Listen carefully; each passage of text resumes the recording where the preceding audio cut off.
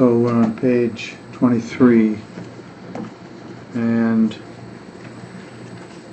quick review and a little bit of elaboration.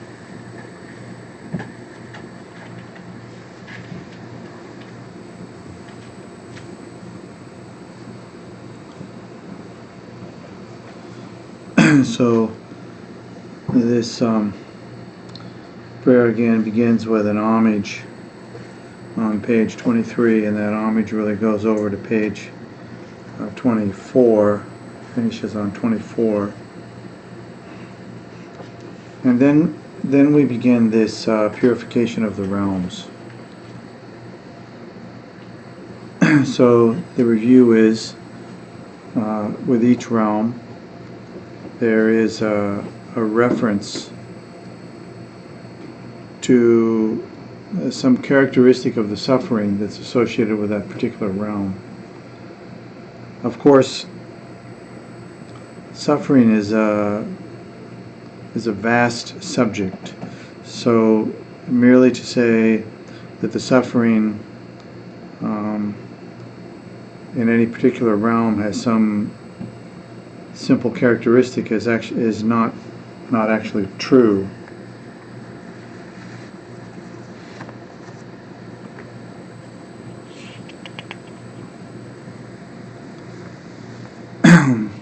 So on the first line on page 25, where it says, propelled by negative karma accumulated from beginningless time, which is the opening phrase for each of the realms, sentient beings are born in hell by the force of anger.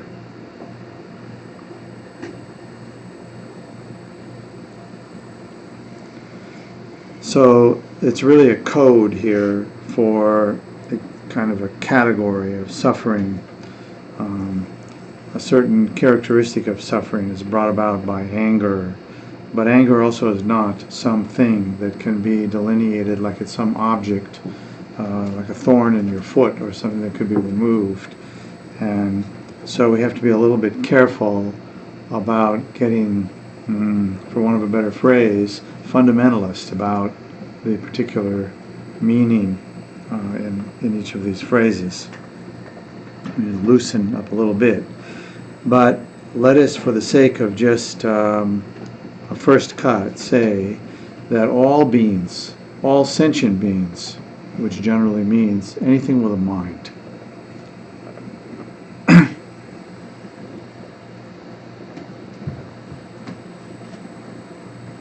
find themselves at any given time in one of these six realms.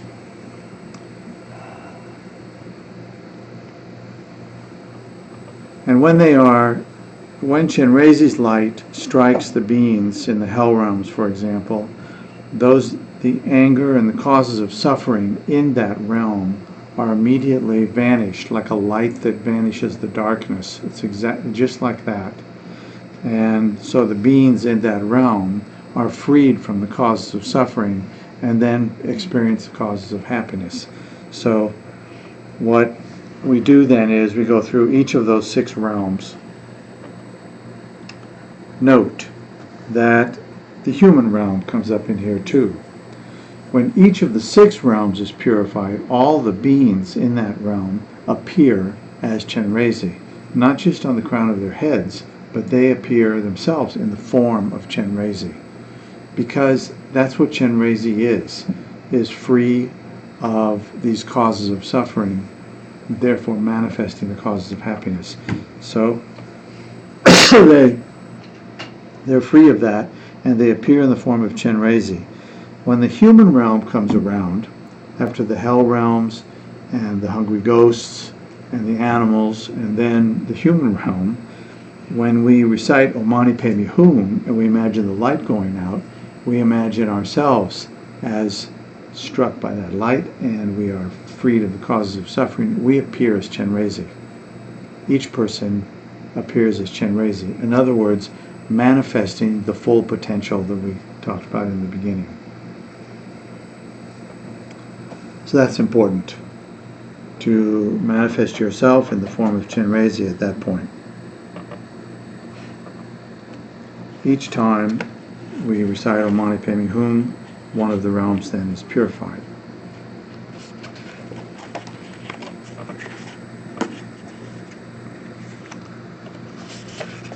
So now I want you to, we're going to go up through page 30.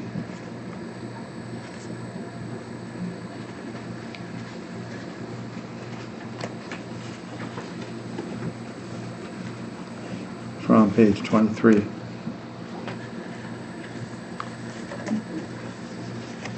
Now again, you understand what's happening. Realm by realm, the light goes out from Chenrezig, strikes the beings in that realm. The beings in that realm appear as Chenrezig. If you can't remember the realms, and you can't quite remember what's going on, for the entire recitation of this liturgy, you can just think of the light going out from Chenrezig, striking all sentient beings. It's totally fine to just do that. But you must not forget yourself.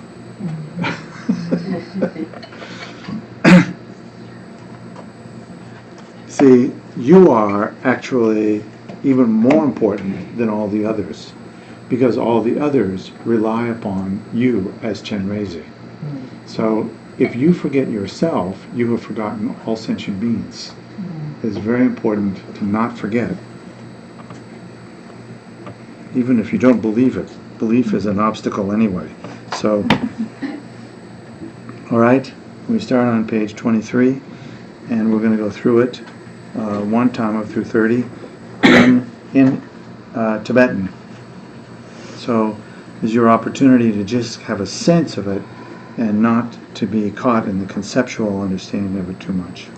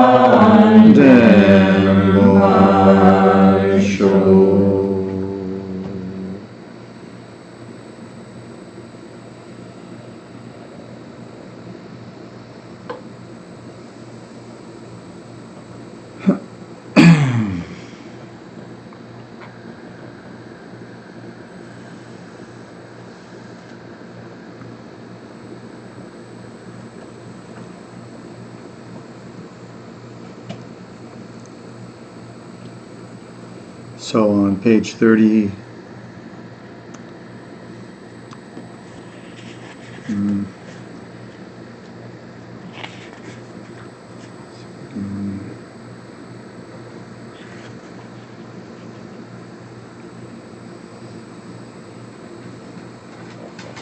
on page 29, at the top, there's a description of basically what's happening, what's meant to be happening during the radiation of Chenrezig's light out and purifying the realms.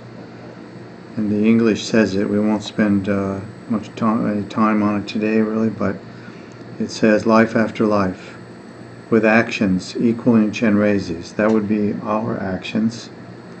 May I liberate beings from impure realms and spread the perfect sound of the 6 syllables in the 10 directions. The 6 syllables are the 6 syllables of the Chenrezig mantra, Om Mani Padme Hum.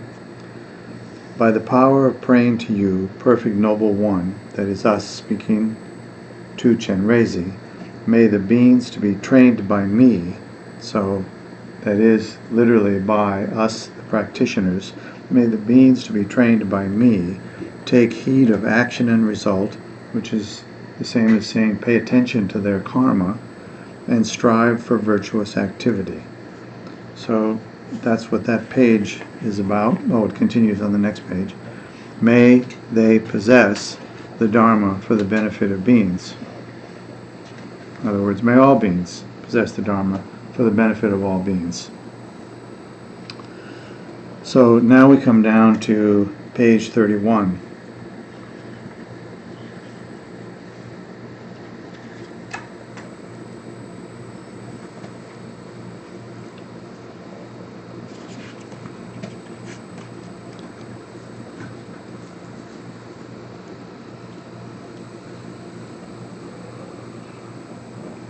This is actually in some ways a repetition of what was going before, but it should be clear. By praying one pointedly in this manner, in other words, the manner in which we've been praying, light radiates from the body of the Noble One. So again, like we're starting over because this comes from an insert, and so it's repetitive, in other words, meant to be, from the body of the Noble One, and purifies impure karma, appearance, and deluded mind. The outer environment becomes the realm of Dewa Chen, which is the Buddha realm of Amitabha, The body, speech, and mind of the inhabitants become the exalted body, speech, and mind of the powerful Chenrezig. Appearance and sound and awareness are inseparable with emptiness. So we can spend 2 or 3 days on that sentence, but just to put it there for the sake of completion, we'll come back to it at some future point, of course. Now what happens is we begin to recite the mantra on page 32. So while we recite the mantra, we imagine that this purification of the 6 realms continues, with light going out from Chenrezig's form and striking the 6 realms. So often we get confused here, thinking, I already purified it. What's the deal? It's kind of like when we were kids and we washed the dishes and our mother said, they're not clean. You need to wash them again. So in a certain sense, this is what we're looking at here. It's not that it's not clean. It's that we never recognized that it always was clean. So this is an issue of purifying our own minds in the guise of puring the minds of others. When our mind is pure, the minds of all beings are pure. So it's important to not get confused with this and think of it like, we did the job, why am I going back to it again?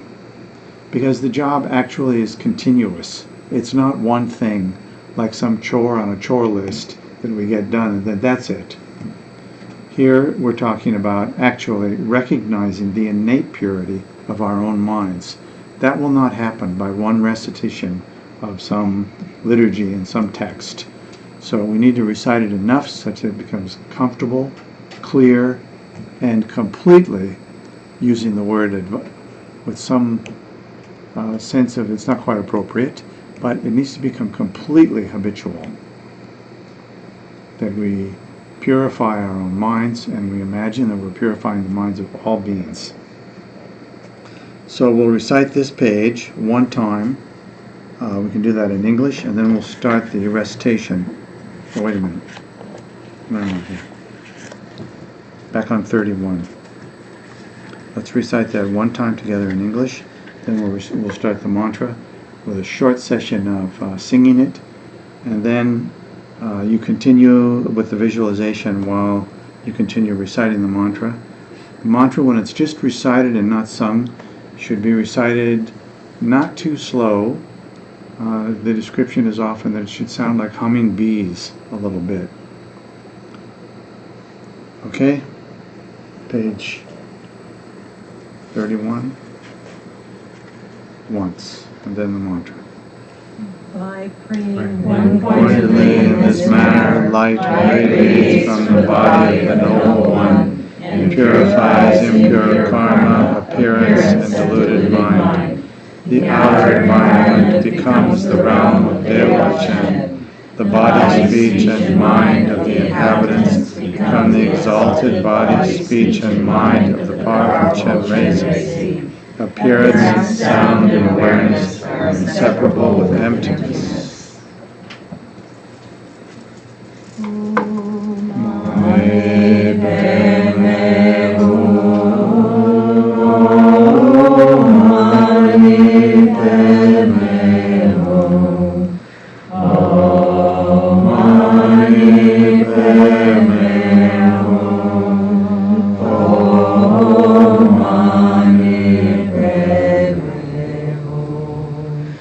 Oh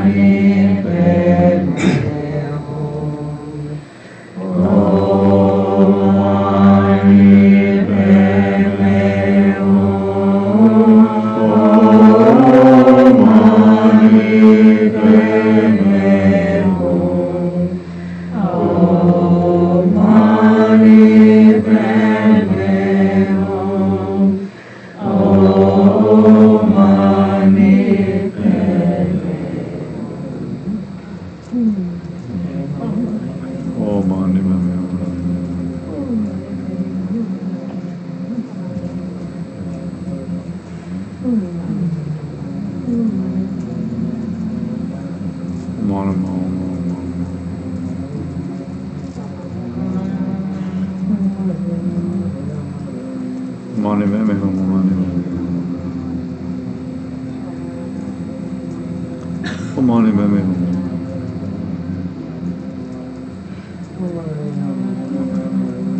Om mani me me mani me.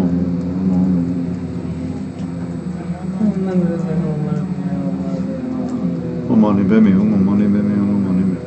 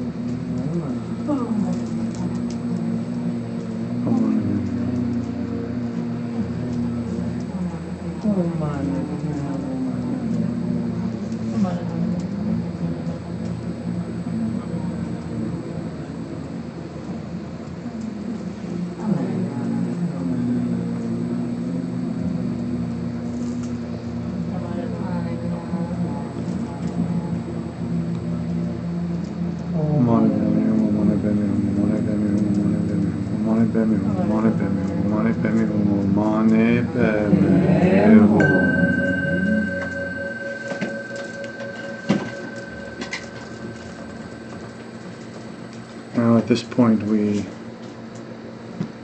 enter the last part of the text, the dissolution phase. So now we created this world, you might say this enlightened world with Chenrezig and all sentient beings. So we dissolve this world now, first by beginning with the outer environment, all of the things that we experience as substantive, like houses and flowers and tables and our own bodies.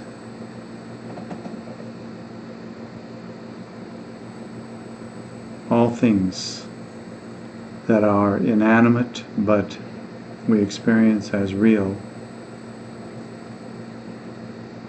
The entire outer environment we imagine dissolving into light, gradually melting into light. The mountains, the seas, the trees, the insects, the birds, everything. Well, not the insects and birds, just for starters, the inanimate aspects dissolves into light. And following that, then all of the beings who appear now as Chenrezig begin also to dissolve into light and into each other, one by one, two by two. Quickly they begin to dissolve together.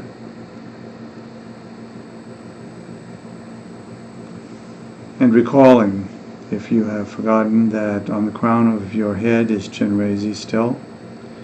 Even your own form is in the form of Chenrezig, but still on the crown of your head is Chenrezig also, surmounted by the Buddha Amitabha. So all of the beings, the Chenrezigs, dissolve gradually into light. And that light is absorbed into the Chenrezig on the crown of our heads.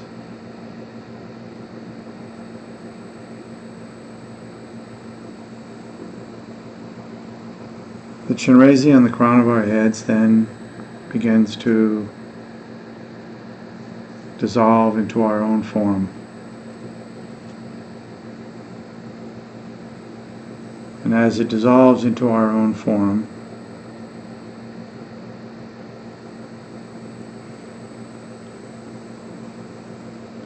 we then begin to imagine our own form dissolving. From the bottom of our feet to the very crown of our head, our form dissolves. And in our heart, in our chest, in our heart chakra, in our chest,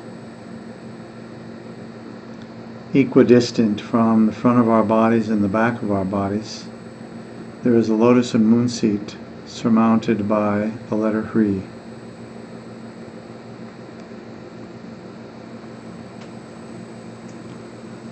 The lotus and moon seat dissolve along with the rest of our body.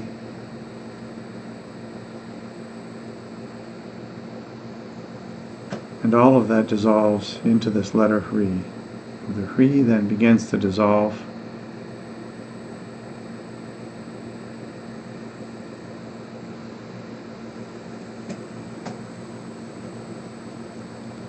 into itself.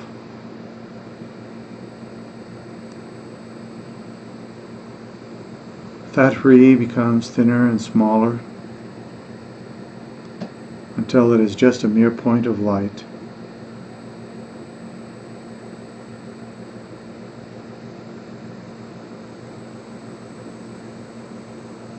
That mere point of light becomes smaller and brighter, and smaller and brighter, and gradually, ultimately dissolves completely into itself.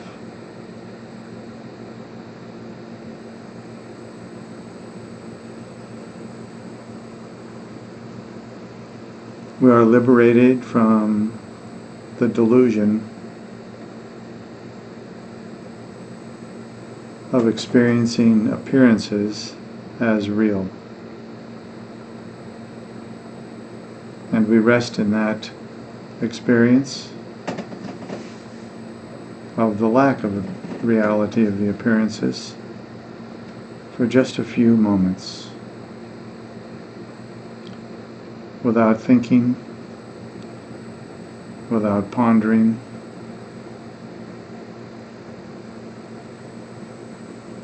without any conceptual activity.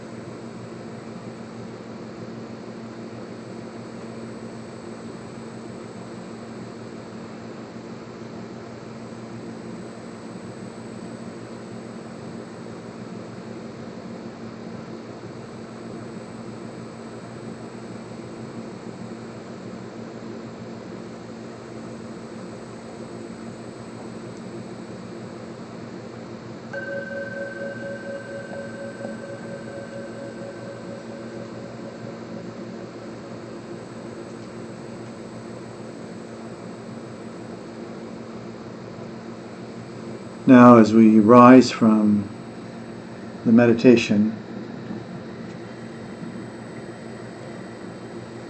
we start on the first line on page 33. And first, just a little explanation in English. It says, the apparitional bodies of myself and others are the body of the Noble One. We are meant here to have the experience, following the practice, that our own bodies remain apparitional, insubstantial, empty, yet clearly appearing. Not just our own bodies, but the bodies of all others, like that, clearly appearing, empty.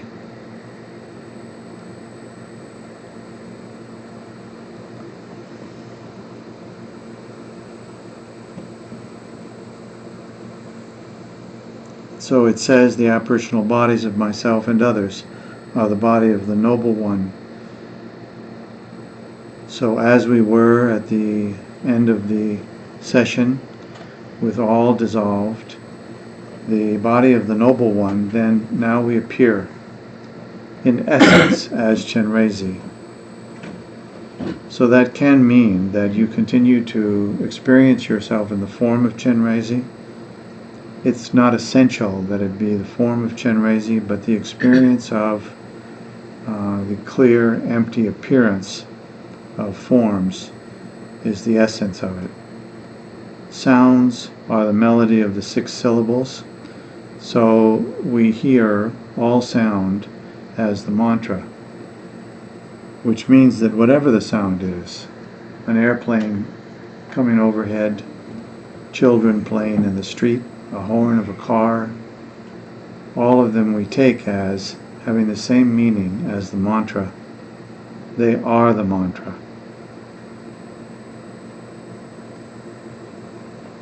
And then it continues with the advice for rising from the meditation on the middle of the page, the second line. Thought and memory are waves of great intrinsic awareness. So this is a very exalted instruction. Normally we take thought and memory to be a hindrance to our meditation. So in this case, we actually are meant to experience that thought and memory as intrinsic awareness, not as some obstacle to the meditation, but actually to an enhanced, exalted state of the meditation. Then it says, by this virtue may I quickly accomplish the state of powerful Chenrezig and establish all beings without exception on that level. That is the dedication. That one simple sentence is the official dedication of Chenrezig. So we'll recite this one page once in Tibetan, and then to close we'll continue with the dedications up through page 37. Okay? Did you say Tibetan? I'm sorry? Did you say Tibetan? Tibetan, yeah.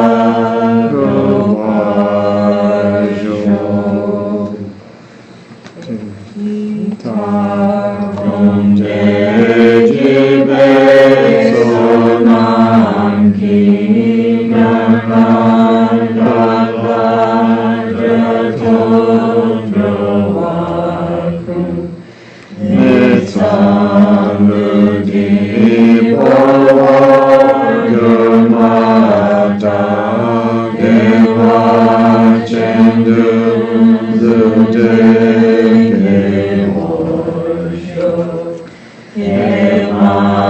Tatu Satu Radrune Trupe Tunchu Shenun Tevasho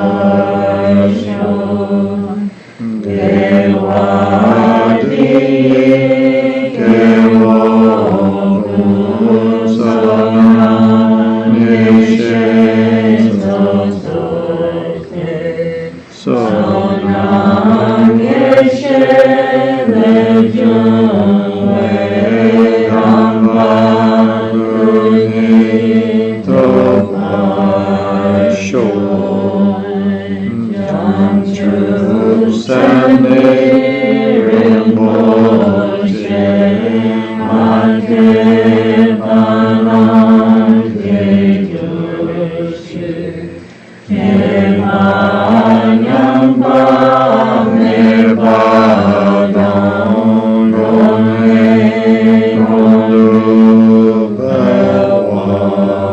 Olubawasho.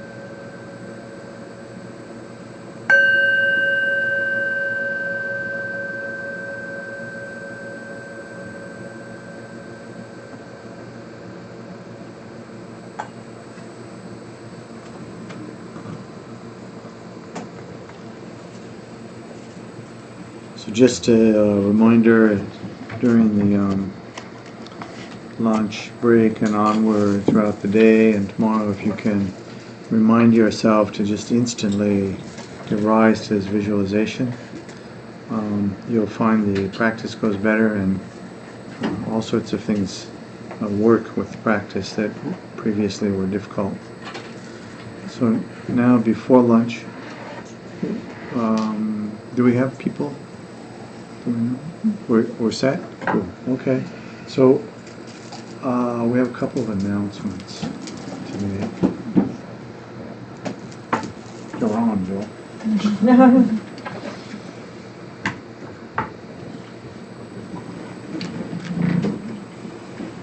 One thing coming up for those artistically inclined is the series of painting classes out at the retreat land that Jeff Gunn is leading. And there's a note up there about that. There's also the Chenrezig retreat coming up towards the end of June, the 18th through the 25th, that I will be leading.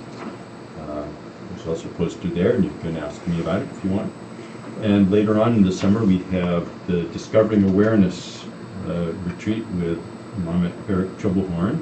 That's going to be August 20th to 28th. Also information about that.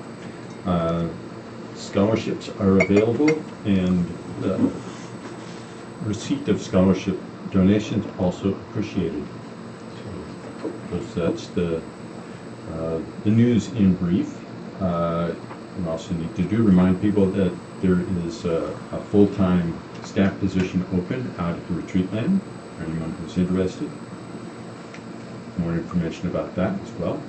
And as always, there are many things to do around here for anyone who is inclined to help out. I have a little something that people might find of interest.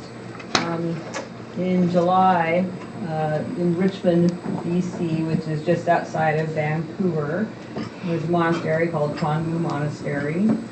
And from July 8th through the 14th, they're having long life prayers for Chuangu Rinpoche, which they do every year. And I have confirmed that he's actually going to be there for at least part of them. So anyway, it's the kind of thing you don't have to sign up ahead of time to go. It's not a retreat. It is actually prayers. And then sometimes when Rinpoche is there, he'll come out and give teachings or recite during these, but you just have to be there because it's not necessarily predictable. But it's a great experience. It's still different. It's a big Taiwanese community. And it's a really great experience. It's a little different than maybe other things that you may have participated in. But if you're so inclined and are curious, it's a great thing. You can ask me, Mary Woods, if you want to get a little more information about what that is. Thanks, Mary. That's Tranga Rinpoche's picture right there on Lama Michael's desk, by the way, in case you don't know who he is. And yes, he had that big smile. That's One about of 5 our years old, I current think. great living Kagyu Yeah. lineage masters. He's been to this center several times. And I usually can get a quote, interview, unquote, and then if anybody else is there when I'm there, I would be more than happy to have you join me. It's very brief, but it's still a good experience.